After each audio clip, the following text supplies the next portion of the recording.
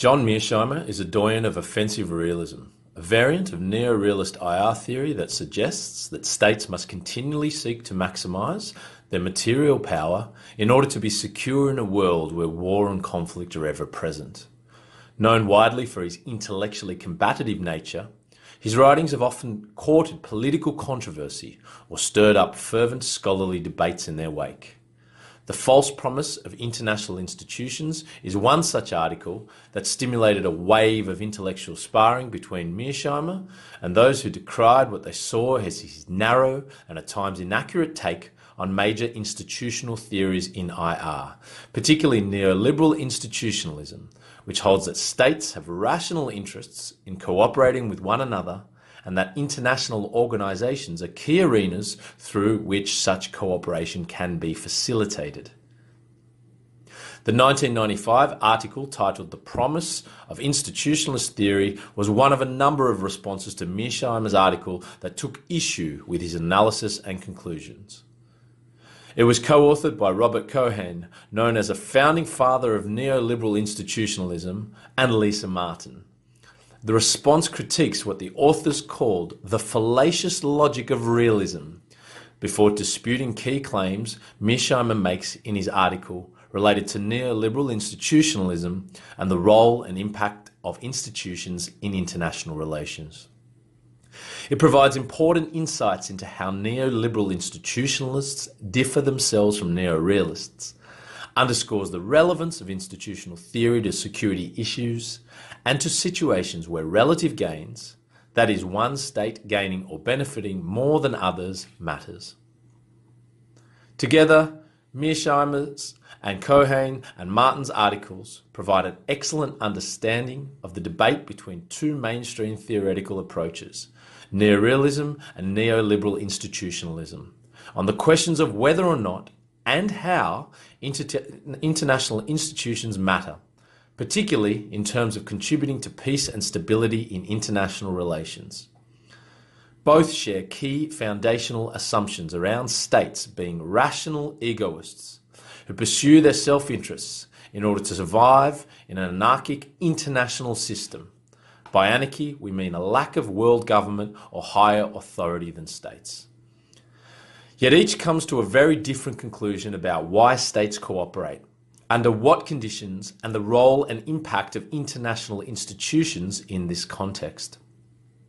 The False Promise represents Mearsheimer's attempt at shattering what he sees as the illusion of international institutions having any meaningful impact on the prospect of avoiding war and promoting peace and stability in the international system. For him, three key theories in IR were mainly responsible for propping up this false promise: liberal institutionalism, collective security, and critical theory. Collective security is an approach which suggests that states must renounce the use of force and accept that the security of one is the concern of all. Critical theory broadly describes a range of different theories and approaches generally unified by a focus on norms and discourses and on changing the world for the better. Mearsheimer's article is devoted to using a neorealist perspective to expose what he saw as flaws riddling the causal logic of each of these theories. The timing of the article, coming only 4 years after the end of the Cold War, was significant. It was a time in international politics where international institutions were being heralded as having an important role in promoting peace and stability in the world by policymakers and academics alike. Mearsheimer's article was a direct and bold attempt at decimating this view. Within the academic discipline of international relations, it was a time when theories such as critical theory and feminist approaches to international relations were finding increasing resonance amongst academics who, amongst other things, rejected realism's narrow and pessimistic outlook and wanted to develop new ways of thinking that could help change the world for the better. In The False Promise, Mearsheimer seeks to seriously undermine the intellectual credibility of the theories that he critiques and argues that policies based on thinking espoused by them are bound to fail. In their 1995 response to The False Promise, Keohane and Martin take up the task of rebutting Mearsheimer's major claims around the flaws, according to him, in the causal logic of liberal institutionalism. The authors first point out the logical inconsistencies in Mearsheimer's own realist position, and then counterclaims he makes about liberal institutionalism that they argue are simply not correct. These relate mainly to how Mearsheimer characterises liberal institutionalism as being interested only in economic issues, at the cost of overlooking security issues, and how institutionalists only focus on the threat of cheating when thinking about how to remove obstacles to interstate cooperation, at the cost of overlooking the question of relative gains and how this might impede cooperation. Collectively, the two articles make an important contribution to our understanding of neoliberal institutionalism in contrast to neorealism, despite neoliberal institutionalism sharing many of neorealism's foundational assumptions. In particular, the analytical discussions help us to understand how each approach conceives the role international institutions can play in international peace and security, especially in instances where relative gains considerations pose a hindrance to interstate cooperation. In The False Promise, Mearsheimer sets up the context for this discussion by providing a sharply distilled understanding of the neo-realist worldview, including its founding assumptions and the rather bleak outlook it produces for state behaviour in the international system. This behaviour may include interstate cooperation, but always hindering cooperation will be two things: considerations for relative gains and fears around cheating. The role of institutions in this worldview is also quite limited, seeing that they are simply a reflection of the distribution of power within the international system and therefore reflect the interests of those most powerful. For example, Mearsheimer argues that although NATO may have helped fend off World War III and helped the West emerge victorious in the Cold War, it was basically a reflection of the distribution of power during that period.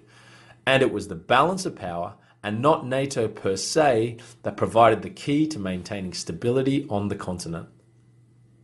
This means that for Mearsheimer, the balance of power within the international system determines whether or not there will be war or peace in the world at any given moment in time. Institutions are just intervening variables in the grand mix of power and interests. This is why the question of relative gains is the most important one for realists when it comes to interstate cooperation. As Mearsheimer explains it, when states are concerned about absolute gains, that is, how much they stand to benefit through cooperation, irrespective to how much other states may gain in comparison, they are most interested in maximising the size of the metaphorical pie and ensuring that they get a bigger piece of the pie as it expands. However, when states are concerned with relative gains, they are also bothered about how much bigger or smaller their piece of the pie is compared to what's being dished out to other states. Mearsheimer accuses institutionalists of overlooking the relative gains question, which he argues can be critical when it comes to matters of military security, as it can mean the difference between a state being able to protect itself from military aggression by another state or be destroyed by it. Instead, he insists that institutionalism is predominantly interested in focusing on how rules can help discourage states from cheating when it comes to cooperation, primarily in the economic realm. Keohane and Martin strongly disagree with this assessment of liberal institutionalism and make at least three important general points about institutionalism to counter Mearsheimer's claims.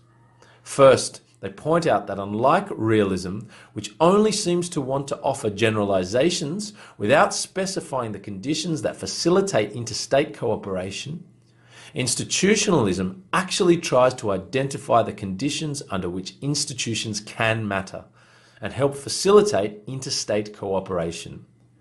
They don't deny that power distribution and state interests matter, but point out that institutions work in conjunction with these factors to have an impact. Moreover, this impact can vary depending on the constellation of power and interests. Second, Keohane and Martin clarify that, contrary to Mearsheimer's claim, institutionalist theory is quite relevant to questions of security because of the information providing role played by institutions. After all, it is realists who point out how states can never be sure about the intentions of the other states, so they end up making policy decisions based on worst-case scenarios. But if they have access to information about the intentions of other states and the broader context within which they have to make policy choices, they are better placed to make policy decisions that are more rewarding. So, to Keohane and Martin, there is no question of the relevance of institutionalism to security issues. Third, the authors argue that relative gains considerations are very much a part of the institutionalist research agenda, although these considerations need to be considered more extensively in the literature. Two questions are most important in this regard. One, where do relative gains matter to the prospect of interstate cooperation? And two, what role can institutions play when relative gains do matter? For realists, relative gains can make cooperation difficult or even impossible. For institutionalists, this is not the case. As Keohane and Martin argue, institutions can provide an important coordinating mechanism for sharing information and help clarify and manage concerns around distributional issues. So really, when it comes to relative gains issues, institutions matter all the more for their potential in mitigating such concerns.